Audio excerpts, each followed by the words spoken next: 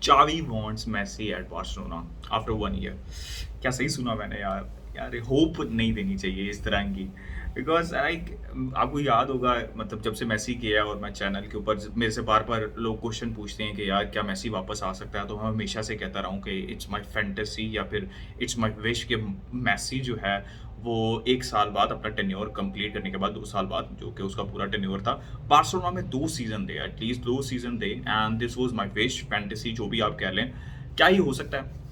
I think हो सकता है। उसकी रीजंस मैं आपको बताता हूँ। And obviously I would be very happy. हो इसलिए सकता है कि यार जब भी कोई स्टेटमेंट आती है ना इस मैनेजमेंट की तरफ से, आई नो जो रिलेशनशिप है बिटवीन मेसी एंड मैनेजमेंट थोड़ा सा खराब हो गया था बिकॉज हाउ अगली ही लेफ्ट बार्सिलोना मेसी। लेकिन क्या, आई थिंक ये ट्राई है, और कोई भी स्टेटमेंट अगर इस बोर्ड की तरफ से आती है तो आई थिंक जो मुझे अभी तक समझ लगी है it makes little bit sense. और आई थिंक ये चावी ने रिक्वेस्ट की है एज पर सोर्सेज, लपोटा ने स्टेटमेंट दी है। इसका मतलब ये है कि they are trying to get in, right, trying to bridge that gap जो कि क्रिएट हुआ था बिटवीन मेसी एंड मैनेजमेंट।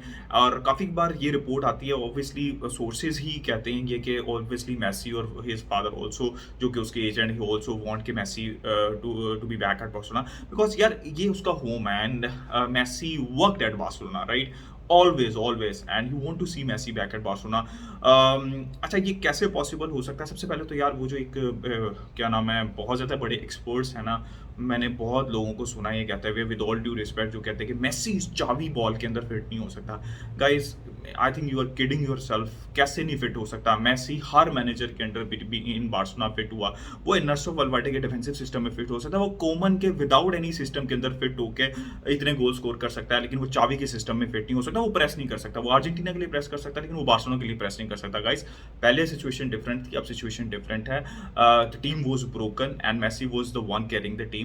और अगर किसी को ज़रा सा भी शक है कि मेसी सिस्टम में फिट नहीं होगा या सिस्टम खराब हो जाएगा मेसी के आने की वजह से, I don't know what to say to those people, right.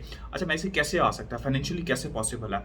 Guys, आपने याद होगा अभी कुछ दिन पहले जब 2 साल का कॉन्ट्रैक्ट डेम्बेले को दिया गया था, तो मेरी एक थ्योरी या मेरा एक दिमाग जो एक फैंटेसी, जैसे मेसी वापस आ जाए बारसा, इसी तरह चली थी कि आई थिंक 2 साल का contract was little bit strange, but मैंने ये बात कही थी कि it may work for both the parties, right, Dembélé के लिए, बारसा के लिए। लेकिन अगर निगोशिएशन बारसा की मेसी के साथ सही रहती हैं तो मतलब याद रखना कि हो सकता है कि डेम्बले को मजीद कॉन्ट्रैक्ट ना दिया जाए और 1 साल बाद उसके ऊपर कैश इन कराया जाए, और Raphinha is the long term replacement, इसलिए हमने रफीनिया भी लिया और डेम्बले को भी री साइन किया।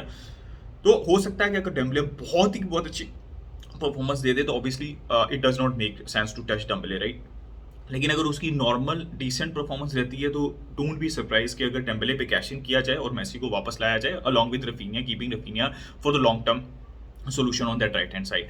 अच्छा, फाइनेंशियली ऑल चीज़ें भी पॉसिबल हैं बिकॉज तब तो ऑब्वियसली लीवर्स भी एक्टिवेट नहीं हुए थे, अब लीवर्स एक्टिवेट हो चुकी हैं। बुस्केट्स की जो वेजेस इतनी ज़्यादा हैं that will be offloaded next year, तो सबसे पहली बात ये है। उसके अलावा you will be able to offload many players जिनकी वेजेस ज़्यादा हैं। हो सकता है कि आप वेजेस कम भी करा लें। फॉर एग्जांपल फ्रैंकी डियोंग के केस के अंदर, फ्रैंकी डियोंग के ऊपर डिस्कशन करना चाहता हूँ, कनेक्ट कर देता हूँ कि Barca is trying their best और चाबी as per reports has a discussion with Frenkie de Jong, और 50% as per sources he is willing to take the wage cut. और मैं शुरू से इस सागा में यही कह रहा हूँ कि यार before caching in not on a talent like Frenkie de Jong, आप पहले प्लेयर के पास जाओ, उससे पूछो, उसको कन्विंस करो। I was very sure from the very beginning that he will be able to take the wage cut, लेकिन आस्क द प्लेयर फर्स्ट। जैसे आपने पीके, अल्बा, उसके सबसे पहले पूछा rather than putting them on the market, इसी तरह Frenkie de Jong से भी पहले पूछो। हो सकता है वो वेज कट लेने के लिए तैयार हो। और आई थिंक अगर बारसा, अगर वो 50% वेज कट लेने के लिए तैयार है, और फ्रैंकी डियोंग, मैं तो शुरू से कह रहा हूँ, I think I am the may be the only person जो कि शुरू से एक ही चीज़ कह रहा है कि यार Frenkie de Jong should stay at Barcelona. आपने उसकी सेंटर बैक पोजीशन के ऊपर उसकी परफॉर्मेंस देखी एल क्लासिको में, भाई he is the person who is so much assured on the ball. आज भी मुझे ऐसा लगता है when I see him that अगर सेंटर बैक पोजीशन में इतना डीप जाके इतना एश्योरिटी रख सकता है बॉल के ऊपर, तो वो सीडीएम पोजीशन पे क्यों नहीं खेल सकता? I still believe that he can play in that CDM role along with Casey providing the support and Pedri on the other side of the midfield. तो मुझे अभी भी लगता है कि फ्रैंकी डियोंग कैन प्ले। अगर वो सेंटर बैक इतना अच्छा खेल सकता है, इतनी अच्छी उसकी बॉल डिस्ट्रीब्यूशन कंट्रोल हो सकता है, तो why can't he play in that CDM role, right. तो और उसके अलावा अगर आपके पास कुंडे आ जाता है, जो कि कुंडे की भी न्यूज़ चल रही है और ऑलमोस्ट वो भी डन हो चुका है, तो आपके पास पीछे राहो और कुंडे की पेस है। यू हैव क्रिस्टनसन, अगर आप बैक थ्री सिस्टम में जाते हैं, आपके पास पीके भी होगा। तो आप even you can be even more comfortable कि आप फ्रैंकी डियोंग को उस पोजीशन पे खिलाएं। I think it's still wrong कि आप फ्रैंकी डियोंग को सेंटर बैक कंसीडर करें, आपको उसको मिडफील्ड में ही खिलाना है। आई स्टिल बिलीव कि बुस्केट्स, फ्रैंकी डियोंग और पेड्री की सबसे अच्छी पार्टनरशिप है अभी भी मिडफील्ड में। I still have the opinion, और आई स्टिल बिलीव कि Gavi has a long way to go, he is a great prospect, but I think Pedri along with Gavi does not fit. He can improve. Gavi likes to burst forward. He cannot go that deep and take the ball with him like Frankie De Jong does with his all his dribbling and technique. I think Gavi is a great technical player, but I still think that Frankie De Jong is more ready than Gavi in that position.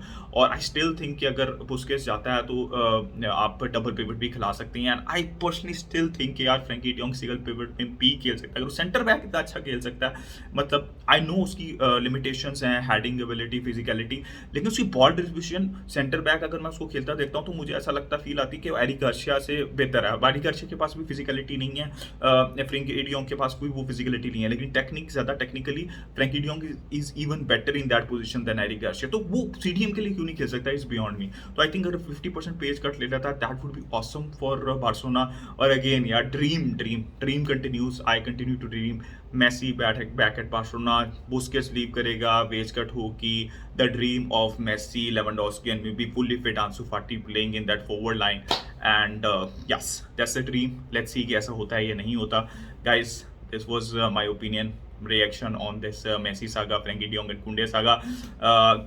अपना opinion दें comment section में। Comment section में लाजमी बताइएगा you want Messi back at Barcelona और not, ये चीज़ लाजमी बताइएगा कमेंट सेक्शन में। लाइक करें, सब्सक्राइब करें, शेयर करें। Keep enjoying football. Until next time, say goodbye from me.